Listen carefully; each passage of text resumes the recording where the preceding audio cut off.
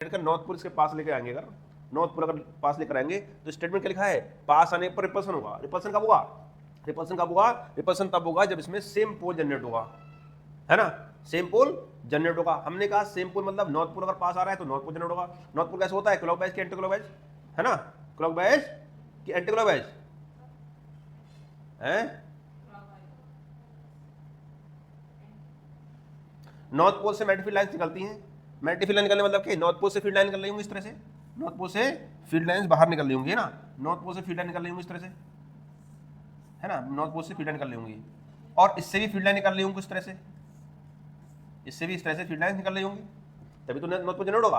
अब field line निकल रही होंगी, इसका मतलब क्या है, इसमें कौन सा पोल बनेगा, कब निकलती है फील्ड लाइंस, जब हम थंब रूल लगाएंगे, राइट हैंड थंब रूल लगाएंगे, राइट हैंड की कर्लिंग फिंगर जो घूमती हुई फिंगर्स है वो क्या है, करंट की डायरेक्शन बताएंगी, और मैग्नेटिक फील्ड क्या बताता है, थंब बताता है। तो थंब क्या है, मैग्नेटिक फील्ड बताता है, मतलब मैग्नेटिक फील्ड इस तरह से है तो करंट कैसे होगा, इस तरह से होगा। ये क्या है, क्लॉकवाइज की एंटी क्लॉकवाइज है, ये है एंटी क्लॉकवाइज, क्या है एंटी क्लॉकवाइज, तो इस तरह से होगा। दूसरा स्टेटमेंट है दूर जाने पर अट्रैक्शन होगा। अगर साउथ पोल नॉर्थ पोल दूर ले जाएंगे तो नॉर्थ पोल दूर मतलब क्या है, फील्ड लाइंस क्या है, फील्ड लाइंस तो बाहरी होंगी, फील्ड लाइंस तो बाहरी होंगी, लेकिन वो इससे क्या अट्रैक्ट होंगी, इससे अट्रैक्ट होने मतलब क्या है, यहाँ पर साउथ पोल जनरेट होगा, यहाँ पर इस रिंग के इस साइड में साउथ पोल जनरेट होगा।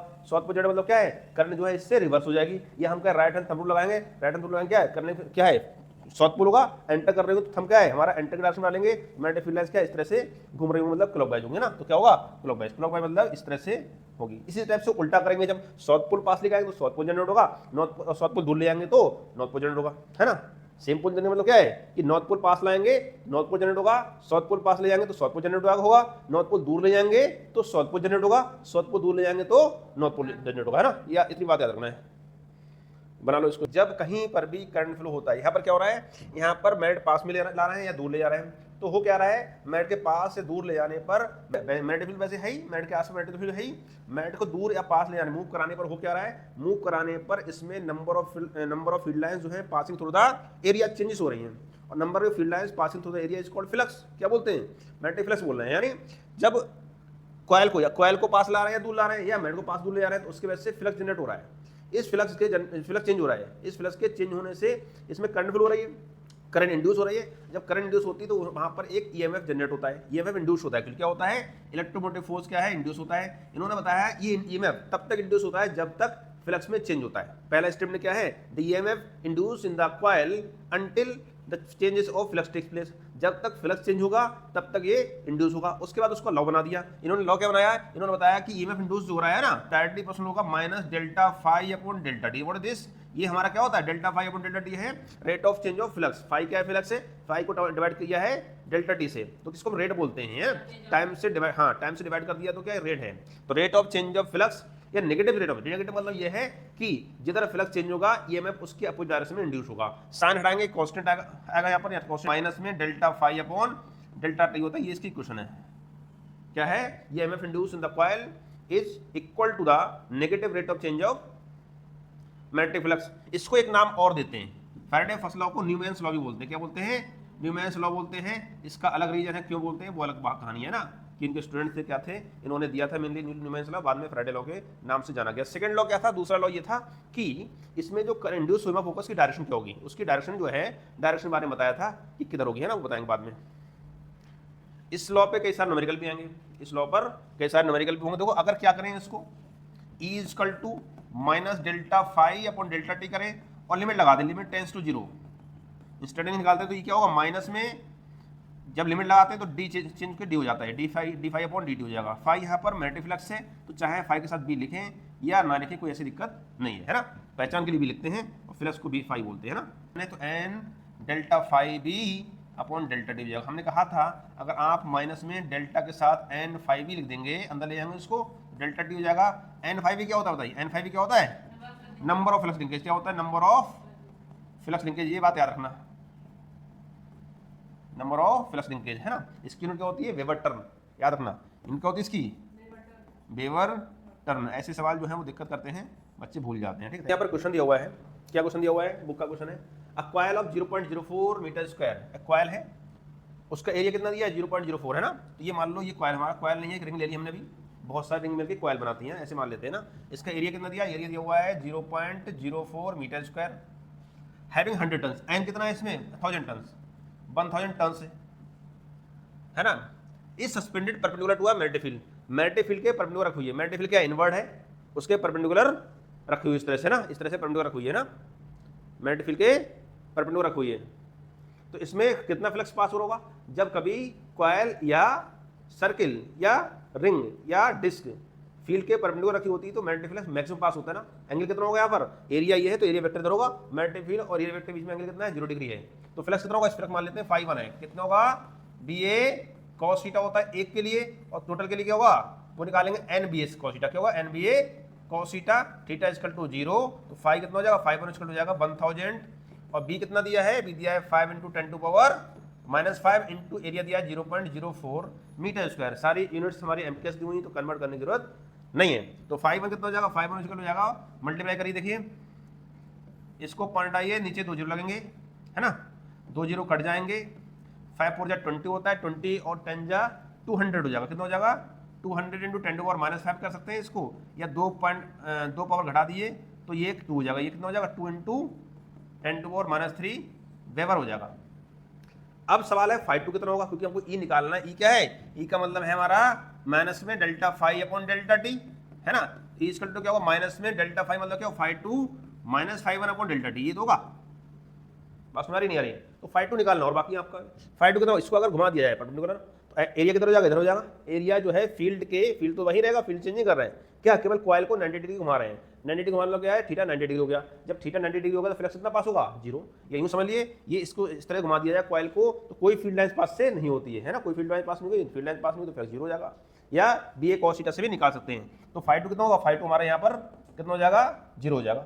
जब φ2 0 होगा तो value I E equal to -0 और -φ1 upon delta T, minus minus plus हो जाएगा तो E इक्वल टू हो जाएगा φ1 अपॉन डेल्टा टी हो जाएगा। φ1 की वैल्यू निकाल चुके हैं, 2 × 10⁻³ और टाइम कितना दिया है 0.2 सेकंड।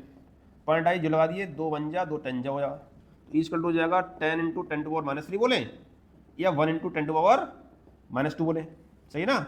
यूनिट क्या होगी, EMF है तो EMF एक टाइप का पोटेंशियल होती है, होता है, वोल्ट होगी इस यूनिट। 1 × 10⁻² बोले या 0.01 बोले, कितना हो जाएगा ये, अगर निकालोगे कितना होगा 1/100 यानी कि 0.01 वोल्ट, ये भी हो सकता है। नेक्स्ट न्यूमेरिकल है आपका कि क्या है, rectangular coil of area 50 centimetre square. Area कितना दिया है इसका, इस रेक्टेंगुलर कॉइल का एरिया दिया है 50 सेंटीमीटर स्क्वायर, कितना दिया है 50 सेंटीमीटर स्क्वायर एरिया दिया हुआ है, एरिया। एन 100 टन्स, एन कितना दिया है 100 टन्स। अभी तो एक कॉइल बना, एक वो रेक्टेंगल बना दिया है, इसमें बहुत सारे रेक्टेंगल्स हैं, यानी एन नंबर ऑफ टर्न्स है इसमें, है ना। और क्या दिया हुआ है, magnetic field of 10⁻² weber metre square. B दिया कितना 10⁻² मीटर वेबर पर मीटर स्क्वायर, वेबर पर मीटर स्क्वायर। कह रहा है if the coil is withdrawn from the field, field से निकालने, खींच के इधर निकालने बाहर, तो क्या होगा, कोई फील्ड पास नहीं होगा, फील्ड पास नहीं होता, फ्लक्स कितना हो जाएगा 0 हो जाएगा। तो फ्लक्स 1 जो है वो इससे निकालेंगे, फ्लक्स 2 यहाँ पर भी 0 हो जाएगा पिछले नंबर की तरह। तो φ1 तो निकाल लेंगे, φ1 कैसे निकाल लेंगे, BA से निकाल लेंगे, कितना होगा B हमारा दिया 10⁻² और एरिया दिया है 50 सेंटीमीटर दिया, तो 10⁻⁴ कर देंगे, 1 सेंटीमीटर में 10⁻² मीटर स्क्वायर होते हैं, उसका स्क्वायर में 10⁻⁴ हो जाएंगे। तो φ1 हमारा कितना हो जाएगा 50 × 10⁻⁶ वेबर हो जाएगा, है कि नहीं, कोई दिक्कत नहीं। और φ2 कितना होगा, बाहर निकालेंगे, खींचेंगे तो फ्लक्स 0 हो जाएगा, फ्लक्स कितना 0 हो जाएगा।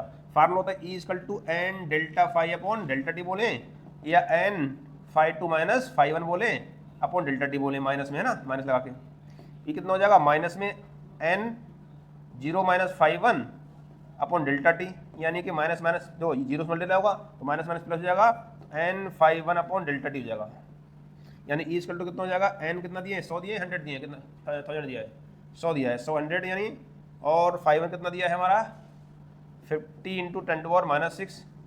टाइम कितना दिया है, टाइम दिया है 0. अच्छा यहाँ पर टाइम दिया हुआ है 20 मिली सेकेंड, टाइम यहाँ पर दिया हुआ है, यहाँ से थोड़ा सही से नहीं आया है, टाइम दिया हुआ है T दिया है कितना 20 ms दिया है। ms मतलब क्या होता है, m मतलब मिली और s मतलब सेकेंड, तो 20 × 10⁻³ मिली मतलब 10⁻³। तो काट दिए, 0 0 कट गया, 10⁻³ कटा, 10⁻³ बचा, तो यहाँ पर 52 जा 100 हो जाएगा, इंटू 10⁻³ हो जाएगा, डिवाइड बाई 2 हो जाएगा, है ना, सही है ना। अब 2 से काट लो, यानी 50, अरे गलत कर दिया,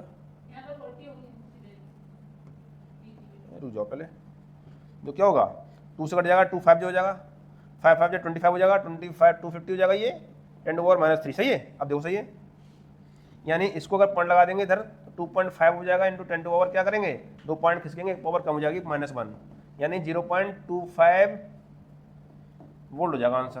कितना का 0.25 वोल्ट आंसर आएगा। नहीं गलत आ रहा भी, कुछ तो गलत हो रहा है ना, सही है। एक्चुअली क्वेश्चन में 40 मिलीसेकंड दिया हुआ, हमने 20 ले लिया है गलती से ना, तो कोई दिक्कत नहीं, 40 लेंगे तो और अलग आंसर आएगा। तो 20 के हिसाब से हमारा आंसर सही है। हमने कितना बताया, हमने टाइम बताया 20 मिलीसेकंड, जो कि क्वेश्चन में 40 दिया, अगर 40 निकालेंगे तो वैल्यू अलग आएगी, कोई दिक्कत नहीं, वैल्यू चेंज करके क्वेश्चन का तरीका पता होना चाहिए आपको, तरीका सही होना। सेकंड लॉ क्या है, फैराडे सेकंड लॉ ये है, फैराडे सेकंड लॉ जिसको लेंज लॉ ही बोलते हैं।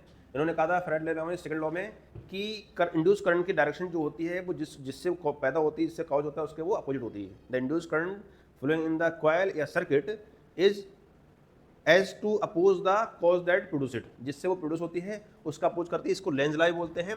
और इसको हम लोग राइट हैंड थंब रूल से निकालते हैं। किससे निकालते हैं, right hand thumb rule. Right hand thumb rule क्या है, राइट हैंड थंब रूल वही है जैसे लेफ्ट हैंड रूल है फ्लेमिंग का, सेम वही है, तीनों क्वांटिटी सेम है, बस फर्क क्या है, यहाँ पर इंड्यूस करंट है, वहाँ पर सिर्फ करंट होती है ना। जो नॉर्मल करंट के लिए फ्लेमिंग लेफ्ट रूल लगाते हैं, फोर्स मैग्नेटिक फील्ड और करंट, फोर्स मैग्नेटिक फील्ड और इंड्यूस करंट के लिए राइट हैंड रूल है ना। तो याद रखेंगे कि जो लेफ्ट हैंड रूल होता है सेम वैसे होता है। बोलने जाएंगे तो कैसे होगा, father mother children, F for father, M for mother, M for children, है ना। एफ फॉर फादर मतलब फोर्स, एम फॉर मदर मतलब magnetic field, C for children मतलब करंट। यहाँ पर इंड्यूस करंट हो जाएगी वो, है ना, राइट हैंड रूल में, बाकी सब कुछ सेम रहेगा, है ना। आगे है न्यूमेरिकल करेंगे इसका कुछ ना। यह है कि 5b दिया हुआ है, 5 मतलब मैग्नेटिक फ्लक्स दिया हुआ है 6t² + 7t + 1 की फॉर्म में, ये क्या होता है, चेंज हो रहा है ना, टी का फंक्शन है। तो यहाँ एम डब्ल्यू भी दिया हुआ है यहाँ पर, एम का मतलब क्या है, मिली वेबर दिया हुआ है। आपको निकालना क्या है, इंड्यूस क्या निकाला, पूछा है करंट निकालिए एट t = 2 सेकंड पर। तो करंट निकालने क्या, ओम्स लॉ के अकॉर्डिंग I = V/R या E/R। जब भी I निकालने क्या हुआ, V/R होता है, EV को यहाँ पर E में बोलते हैं, E/R। तो अगर हम E निकाल लें, R तो गिवन है, अगर हम E निकाल लें, इंड्यूस EMF निकाल लें, तो इंड्यूस करंट निकल जाएगा आराम से। जब भी रूल बना लीजिए, अगर करंट पूछी हुई है तो पहले E निकाल लेंगे, फिर करंट निकालेंगे। चार्ज पूछा है तो उससे भी चार्ज निकाल लेंगे, है बाद में जाकर। फिलहाल तो यहाँ पर क्या है, E पूछा है, E क्या होता है, माइनस में d∅/dt होता है, क्योंकि यहाँ पर केवल मैग्नीट्यूड पूछा है तो माइनस साइन लेने की जरूरत नहीं है। तो E = हो जाएगा हमारा d∅/dt, यानी डिफरेंशिएशन ऑफ मैग्नेटिक फ्लक्स क्या होगा, ये मैं बताएगा। तो क्या होगा, d/dt 6t² + 7t + 1, डिफरेंशिएट करिए क्या होता है, पावर एक पहले जाती है, तो 6 × 2t + 7 × 1t, और 1 क्या है, नंबर है, नंबर का डिफरेंस क्या होता है, 0 होता है। तो हो जाएगा हमारा 6 × 12t + 7 हो जाएगा, t की पावर 0 हो जाएगा ना, t की पावर 0 मतलब 1, तो 7 × 1 हो जाएगा, है ना। और क्या लगाना है, t = 2 लगाना है, तो e कितना हो जाएगा 2 पर, 12 × 2 + 7, या 12 × 2 = 24 + 7 कितना होगा, 31 होगा ना। ये में हमारा 31 आ गया। अब यहाँ पर मिली वेबर है, तो यहाँ पर क्या है, मिली वोल्ट आएगा, ध्यान रखना क्या आएगा, मिली MV आएगा, या 31 × 10⁻³ आएगा, है ना। निकालना क्या है, हमको करंट निकालना है, तो I = क्या होगा हमारा, E/R हो जाएगा, यानी 31/R कितना 10 दिया हुआ, यानी 3.1 मिली एम्पियर, या 3.1 × 10⁻³ एम्पियर। ये सोल्यूशन है इसका, बहुत आसान है, कोई दिक्कत नहीं। डिफरेंशिएशन अगर आपको आता है तो ये आसान है, नहीं तो पहाड़ तो है ही, अगर नहीं आया तो आपको ना